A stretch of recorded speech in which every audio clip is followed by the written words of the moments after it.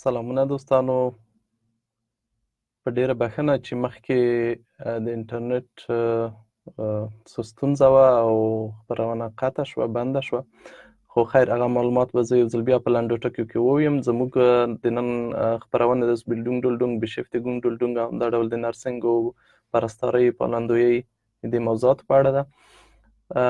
لومړی د اوسبیلډونګ ډولډونګ په اړه معلومات درکوم. د اوسبیلډونګ ډولډونګ په قوانینو کې ځینې بدلونونه راغلي دي چې د 2020 کال په مارچ میاشتې له لومړۍ نیټې وروسته پلي کېږي. اوسبیلډونګ ډولډونګ ترلاسه کولی شي چې اوس فی الحال اوسبیلډونګ ولري، خو شرط یې دا دی چې د اوسبیلډونګ د درلودلو یې لږ تر لږه باید 3 میاشتې وتلي وي. او دوهم شرط یې دا دی چې دا اوسبیلډونګ پیل کوي، یعنی ځای پیدا کړی وي، په اړه معلومات پیدا کړي وي او تایید یې ترلاسه کړی وي چې هغلته خلک دلته اوسبیلډونګ ورکوي، یا یې مخکې شروع کړی وي، په تېرو څو میاشتو کې مثلا یو څه وخت یې تېر شوی وي اوسبیلډونګ شروع کړی وي. بل اوسبیلډونګ باید مسلکي وي چې لږ تر لږه 2 کاله یې تېر شوي وي. عموما اوسبیلډونګونه د 2 نه تر 3 کالو وخت نیسي.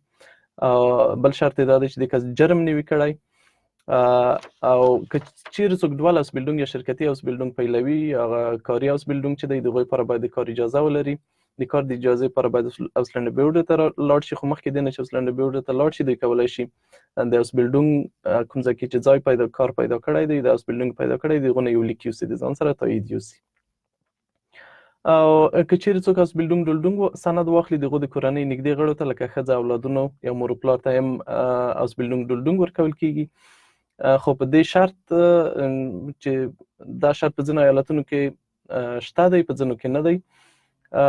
او که چیرې څوک اوسبیلډونګ ختم کړي، د اوسبیلډونګ ډولډونګ لري، ختم یې کړي، مثلا 2-3 کاله اوسبیلډونګ وکړ، ختم شو او په موږ مسلک کې، په مورشته کې، په څانګه کې کار پیدا کړي، نو دوی ته بیا د استوګنې عادي اجازه ورکول کیږي. لکه نور مهاجر چې لري، مثلا ممکن 3 کلنه وي یا 2 کلنه وي، چې دغه په واسطه بیا کار وکړي او هغه بیا وروسته په د ژوند په عادي اجازه، مثلا په دایمي اجازه بدلولی شي. بیا وروسته نور مسایل چې دي د جرمني تابعیت یا پاسپورټ، دغو کې بیا نورمال قوانین چې دي هغه بیا پلي کېږي، هغه شرطونه باید پوره کړي. او بشیفتيګونګ ډولډونګ یا کاري ډولډونګ چې دی، دا هم د اوسبیلډونګ ډولډونګ ته ورته دی، خو ځینې شرطونه یې فرق کوي. لومړی شرط یې دا هویت په دواړو کې مشترک دی، چې هویت باید ثابت وي. په هویت کې هدف د پاسپورټ یا تذکرې درلودل دي. ځینې کسان تذکرې غواړي اوسلنډ بیوډه، بیا دوی ورخطا وي چې ولې د ما نه تذکره غوښته یا پاسپورټ غوښتی دی. پاسپورټ دې وروړي، په دې کې ستونزه نشته، ځکه که ډیپورټ وي هغوی بې پاسپورټ هم ډیپورټولی شي. هویت به معلوم وي په دواړو کې. او د بشیفتيګونګ ډولډونګ دپاره بل شرط دا دی چې په اوسبیلډونګ ډولډونګ کې خو یې 3 میاشتې وخت و، په دې کې باید لږ تر لږه 12 میاشتو راهیسې ډولډونګ درلودلی وي او 18 میاشتې لږ تر لږه 18 میاشتې کار کړی وي او کار یې داسې وي چې په هر اونۍ کې 15 ساعتونه کم نه وي او په تېرو 12 میاشتو کې د خپل ژوند لګښتونه خپله پوره کړي وي، یعنې د دولت نه مرسته نه وي اخیستې. دا بل شرط دی د بشیفتيګونګ یا کاري ډولډونګ دپاره. خو په دغه مرسته دولت نه مرسته که د کورنۍ د غړو لپاره اخیستې وي، هغو ته پروا نشته، خو خپله یې باید نه وي اخیستې. بل لکه مخکې مو چې ووایي، هغه جرم یې نه وي کړی، هغه په دواړو اوسبیلډونګو کې یو ډول دی. هویت یې ثابت وي، خبره خو مو وکړه. او ماشومان که ماشومان ولري، هغه باید ښوونځیو ته ولاړ شي. که څوک مثلا اوسبیلډونګ لومړی ډول اوسبیلډونګ ډولډونګ چې دی، که اوسبیلډونګ په نیمایي کې پرېږدي، نو باید په 6 میاشتو کې دننه باید بل اوسبیلډونګ پیدا کړي، تر څو هغه اوسبیلډونګ ډولډونګ چې ورکړی دی هغه بیخي لغوه نه شي. او که څوک کار لري، که کار د لاسه ووځي، باید دستي بل کار د ځان لپاره پیدا کړي او بیا د بل کاري ډولډونګ یا بشیفتيګونګ ډولډونګ غوښتنه وکړي. په هغه اول ډول کې اوسبیلډونګ ډولډونګ کې کله چې اوسبیلډونګ ختم شي، تاسو ته د ژوند عادي اجازه درکوي، هغه د استوګنې قانون د 13 مادې مخې ده. او په بشیفتيګونګ ډولډونګ کې کله چې 10 میاشتې له دغه کاري ډولډونګ یا بشیفتيګونګ ډولډونګ سره ژوند وکړئ، وروسته د هغو نه د استوګنې قانون د 25 مادې له مخې کولی شئ د استوګنې د عادي اجازې غوښتنه وکړئ او کوم شرایط چې دي هغه پوره کړئ او عادي ژوند وکړئ. وروسته راځم د نرسېنګ پرستارۍ پالندویۍ په دې برخه کې د زده کړو کار او اوسبیلډونګونو برخې ته. لومړی خو باید تاسو پوه شئ چې په جرمني کې نرسېنګ او پالندویۍ یا پرستارۍ دې برخو ته ولې اړتیا ده. یو علت دا دی چې په جرمني کې خلک زر زر ډېر زړېږي اوس او د نرسانو یا پالندویانو دغو د خدمتګارانو چې کوم په دې برخه کې کار کوي دغو تعداد ډېر کم دی او بل دا چې معاشونه یې ډېر لوړ نه دي خو اوس دولت پریکړه کړې چې دې برخه کې سهولتونه رامنځته کړي مثلا کاري وختونه یې کم کړي معاشونه یې لوړ کړي او دې ته مو پام وي چې که څوک په دې برخو کې د اوسبیلډونګ یا پرستارۍ یا نرسېنګ په برخو کې اوسبیلډونګ وکړي یا زده کړې پکې وکړي نو دغو دپاره آینده کې ډېر ښه چانس دی ځکه د دې دندو معاشونه ورځ په ورځ لوړېږي شرایط یې ډېر اسانېږي او ضرورت اړتیا ورته ډېره زیاته ده لکه مخکې مې شوي په جرمني کې د زړو کسانو تعداد ورځ په ورځ ډېرېږي نو ممکن دا یو ډېر ښه چانس وي د کار او دلته د ژوند کولو دپاره په د نرسېنګ او د پرستارۍ د روغتیایي برخه کې څو ډوله اوسبیلډونګونه شته دي چې لومړی نرسېنګ دی چې نرسان دغو نه فارغېږي چې هغو کې فلیګه فخفرا یا فلیګه فخمن یا مسلکي روغتیاپال ورته ویلی شو هغه دی د دو اوسبیلډونګ د 3 نه تر 5 کالو دی 3 کاله که مسلسل تاسو فول ټایم وخت ورشئ 3 کاله وخت نیسي که پارت ټایم یې وکړئ مثلا یو بل کار ورسره کوئ نو بیا ممکن 15 کاله وخت ونیسي او دا په ښوونځي کې کېږي اوسبیلډونګ ورسره ځینې پراکتیکومونه دي چې هغه به هم ځای په ساحه کې به کار کوئ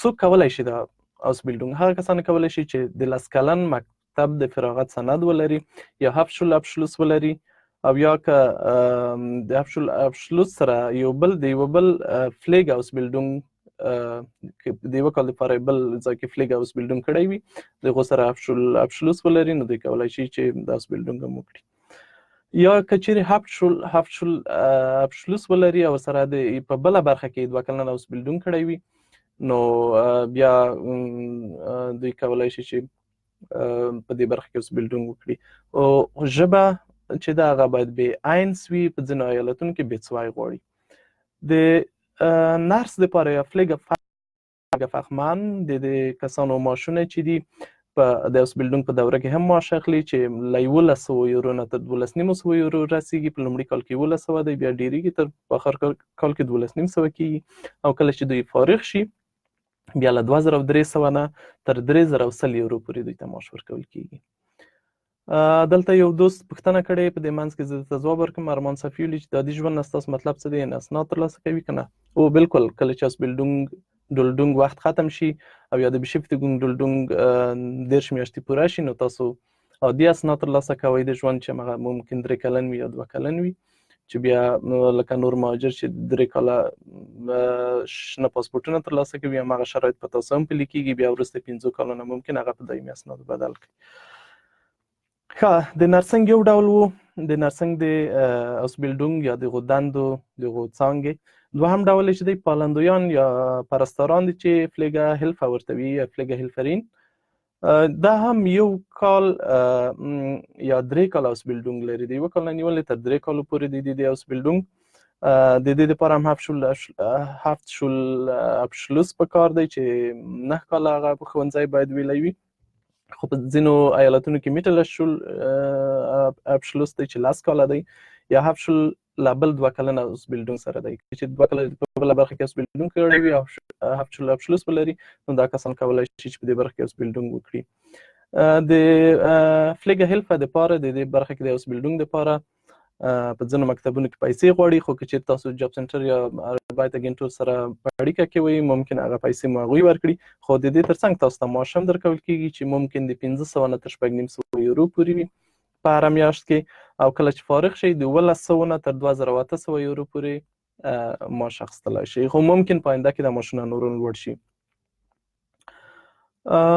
دریم ډول په دې برخه کې د کار چې دی یو شي ته مو پام وي چې په دې برخه کې د کسانو ته ډېره اړتیا ده که څوک په بهر کې وي د جرمني نه بهر هم وي ممکن جرمني ژبه زده کړي او دې برخو کې کار ته دندو ته یا زده کړو ته اپلای وکړي د راتګ شرایط په راتلونکي کال کې اسانېږي درېیمه ډول چې دی په دې د روغتیایي برخو کې د کار او د اوسبیلډونګونو چې دی هغه ټولنیز مرستندویان دي چې سوسیال اسسټنټس ورته وایي هغه نرسېنګ لومړی ډول چې درته ووایي هغه خو عادي نرسان دي لکه موږ تاسو په وطن کې چې دي دوهم ډول پالندویان یا پرستاران دي چې هغه اکثره د زړو کسانو خدمت کوي په کورو کې یا روغتونونو کې یا د زړو کسانو په هایمونو کې دا درېیم ډول چې دي دا مرستندویان دي دا په ټولنیزو برخو کې د خلکو سره مرسته کوي. مثلا یو ماشوم دی ډېر شوخ دی، دولت غواړي یا مثلا ستونزه لري، نشي کولای د خپل کارونه په مخ یوسي، بیا دغه لپاره دولت داسې کسان ټاکي چې د دوی سره مرسته وکړي په دې ژوند کې روزي او کومک ورسره کوي. نو دغه ټولنیز مرستندویان هم همدا ډول کسان دي، یا مثلا ډېر زاړه کسان دي، هغوی نشي کولای په ټولنه کې خلکو سره خبرې اترې وکړي، وګرځي. نو دا کسان بیا د دوی لپاره ګمارل کېږي چې سوسیال اسسټنس ورته وایي. د دې سوسیال اسسټنس لپاره هم له 1 نه تر 3 کالو پورې اوسبیلډونګ کېږي او دا اوسبیلډونګ په بیغوف شوله کې کېږي. د دې سره هم ډېر پراکتیکومونه مل دي. د دې لپاره د سوسیال اسسټنس د اوسبیلډونګ لپاره هاف شول ابشلوس پکار دی چې ممکن 9 کاله وي او ژبه بې اينس پکار ده. د دې په اوسبیلډونګ کې معاش نشته، خو تاسو کولی شئ د شوله بافوګ غوښتنه وکړئ. دولت بیا تاسو ته ممکن هره میاشت کې 6.5 یورو درکړي چې تاسو ژوند وچلیږي پې. او کله چې اوسبیلډونګ خلاص کړئ نو بیا معاش درکول کېږي د 1800 نه تر 2300 یورو پورې. او څلورم ډول چې دی چې هغه په امبولانس په برخو کې کار کوي، لکه زموږ ستاسو وطن کې هم چې د امبولانس کارکوونکي دي چې دلته ورته نوټ فال سانیتیر وایي. د دې اوسبیلډونګ هم 3 کاله دی، که څوک مسلسل یې ووایي او فول ټایم وي، که نیمه وخته ورشي بیا 15 کاله دوام کوي.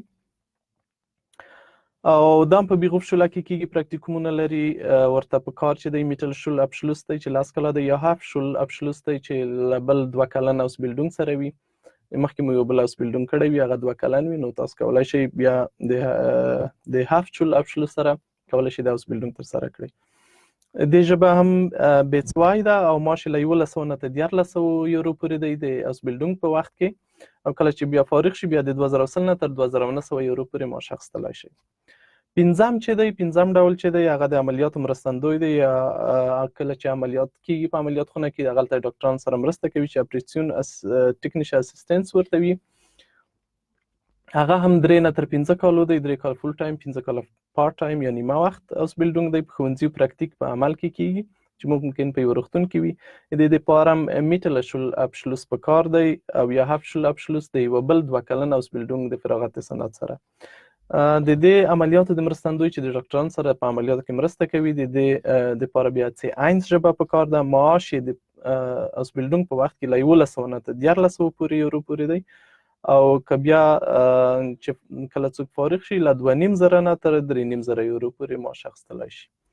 دا د دوه برخو ډېر مهم اوسبیلډونګونه دي. نور ډولونه هم لري، که چیرې مو پوښتنې درلودې کولی شئ دلته یې ولیکئ.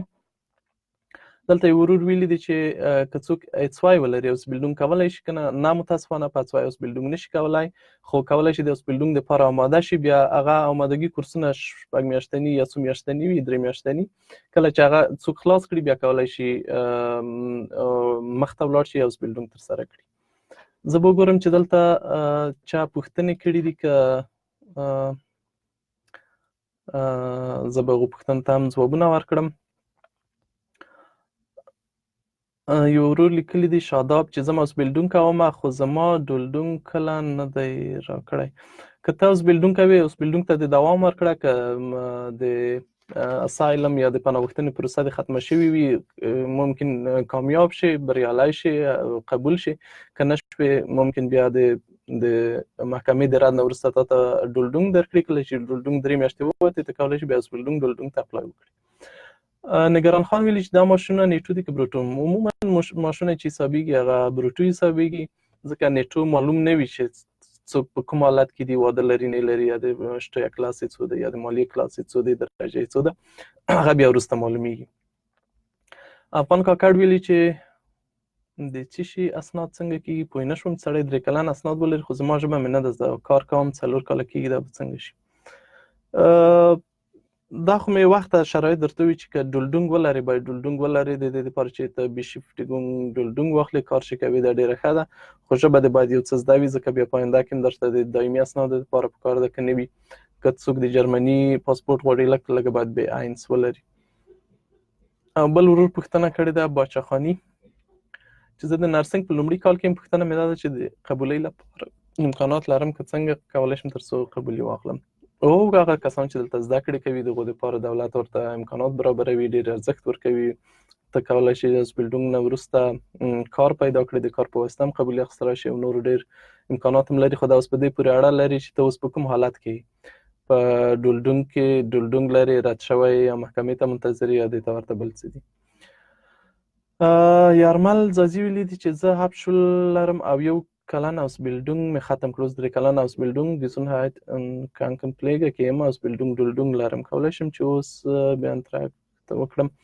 نه متاسفانه ته چې کله د ډولډونګ اوسبیلډونګ ختم شو بیا کولی شي چې د 18مې مادې له مخې 25مې نه 18مې مادې له مخې د قبولۍ غوښتنه وکړي.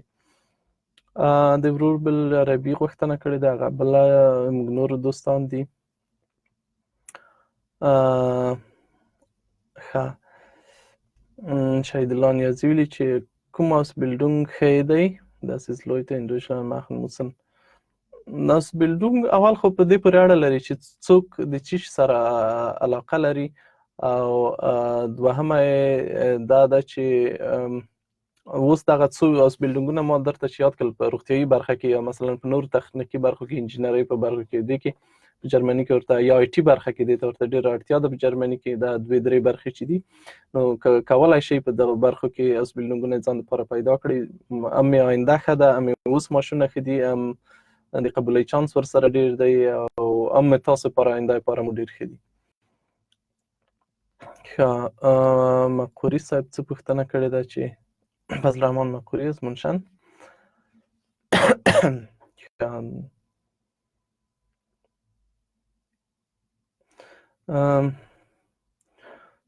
ښه ابشیبونګ ډولډونګ ورته راغلی، نه فهمم چې شی ورته ډولډونګ ابشیبونګ فربوت ممکن ورته راغلی وي. دا باید انتظار وکړي، یا مثلا یو اوسبیلډونګ پیل کړي، دا یو ښه طریقه ده او ژبه زده کړي، نو محکمه کې کولی شي عریضه وکړي. ډېرې لارې شته، خو زه دقیق نه پوهېږم چې د اصلي مشکل څه دی. یوه بل ورور د ډوبلین د قوانینو په اړه پوښتنه کړې وه، د هغو په اړه معلومات غوښتي وو. ډوبلین قوانین په جرمني په د اروپا په ټولو هېوادونو کې پلي کېږي. ټولو یو تړون کړی دی چې کله څوک اروپایي ټولنه یوه هېواد ته راځي، لومړی چې هر هېواد ته داخل شو، د هر هېواد ویزه چې ورسره وه باید په موږ کې که غواړي اسایلم وکړي یا اپلای وکړي، د پناه غوښتنه وکړي، نو باید په موږ هېواد کې وکړي. که چېرې د هغې نه بغیر بل هېواد ته ولاړ شي، نو باید هغه هېوادونه یې بېرته راولېږي لومړي هېواد ته. نو که چېرې څوک اوس مثلا جرمني ته لومړی راشي، بیا د ځای نه فرانسې ته ولاړ شي، فرانسه کې هغه یوروډاک په نوم د ګوتو د نښو یو سیستم دی چې د هغه کې د ټولو اروپایي ټولنې د غړو هېوادونو د ټولو کسانو ګوتې پکې ښکارېږي او هغه اوس ته ټول لاسرسی لري. هلته یې ګوري چې دا کس لومړی جرمني ته راغلی دی، نو هغه د دې هېواد د حکومت سره اړیکه نیسي، ورته وایي چې دا کس لومړی تاسو ته راغلی دی، مسؤلیت تاسو یې، باید هلته درشي. که دوی ورته ځواب ورکړ، نو هغه فرانسه بیرته دا کس لاس تړلی رالیږي او جرمني ته یې سپاري، تر څو یې د پناه غوښتنې پروسه همدلته دوام وکړي. او که چېرې د ګوتو نښې ونه وتې په یو ډول نه یو ډول، هغه زه نشم ویلی، نو بیا کېدای شي همالته پاتې شي. سید انور شینواري ویل چې په اول انټرویو کې رد او دوهمه نه ده شوې، خو 2 کاله کېږي فول سایت کار کوم او نو بفرست برترګ لرم. ښه دوهمه چې نه ده شوې باید ورته منتظر شي، محکمې ځواب ته منتظر شي. ممکن چې تا ته مثبت ځواب راشي او زه هیله لرم چې راشي، تشویش مه کوه. او شهیدلان یزیر وین من als مکانیک Ausbildung machen. او ښه دی، از مکانیکه په طریقه هم کولی شي. هغه اوسبیلډونګونه ممکن ډېر ښه وي، مقصد تخنیکي برخو کې اوسبیلډونګونه وکړئ، هغه ډېر ګټور دي. ښه یارمل ځاځي ویلي زه خو 21 کالونو لاندې یم، کولی شم د 25 مادې وکړم. څنګه 4 کاله جرمني کې دقیق نه رامعلومېږي چې هدف دې څه دی او کوم ډول اسناد لرئ. باید ټوله پوښتنه مکمله ولیکئ. که دلته ځواب نه شوه یا دلته یې نه شئ لیکلی، کولی شئ په میسج کې ولیکئ یا په ایمیل کې ولیکئ. هغلته به زه کوشش وکړم چې مفصل ځواب درکړم او تاسو هم ټول معلومات ولیکئ هلته، نو بیا به پوښتنه مو اسانه ځواب شي، ښه ځواب شي. غلام محمد همدرد ویلي چې یو بل څوک هم لایف راځي او بله ښځه هم لایف راځي، خو ما سر نه پرې خلاصېږي. او موږ نور همکاران هم راځي چې په فارسي، ترکي، فرانسوي، انګلیسي، عربي او جرمني ژبو موږ خپرونې لرو. نو ممکن د بل زموږ د کوم بلې همکارې ویډیوګانې مو لیدلې وي. خو خیر پروانه لري پښتو شته چې پښتو وي نو اړتیا نشته ورپسې بیا تشویش وکړي او اسد صافي ویلي که چېرته د چا ژبه زده وي نو کولی شي چې لاړ شي او عین اسناد هم لري چېرته ولاړ شي په دې باندې پوه نه شوم چې هدف یې څه دی که څوک نورې پوښتنې لري کولی شي دلته یې ولیکي یا په مسیجونو کې ولیکي زه به هڅه وکړم چې هغه ټولې جواب کړم که بیا پوښتنې پاتې شوې نو نن که وخت نه و ځکه وروستی ورځ ده د اونۍ د رسمي وخت د رسمي کاري اونۍ نو بیا به د دوشنبې په ورځ ورته ځوابونه ورکړم او هیله ده ویډیو له نور دوستانو سره هم شریکه کړئ ځکه ډېر کسان چې دي هغه تر اوسه خبر نه دي چې د هانډبوک جرمني ویب سایټ او زموږ دفتر او دا اداره چې ده په پښتو ژبه خپرونې لري ممکن د تاسو خو خبر وئ چې یوازینۍ اداره ده چې په پښتو ژبه معلومات چمتو کوي قوانین ژباړو او نور معلومات چمتو کوي په ویب سایټ کې د هر څه په اړه تاسو بشپړ معلومات موندلی شئ چې هملته خوندي کېږي نو هیله ده چې نور دوستان هم خبر کړئ چې راشي وګوري که ستونزې لري هغه حل شي نور به نو وخت مو نه نیسمه ښه وخت درته غواړم ښې ورځې او د خدای په امان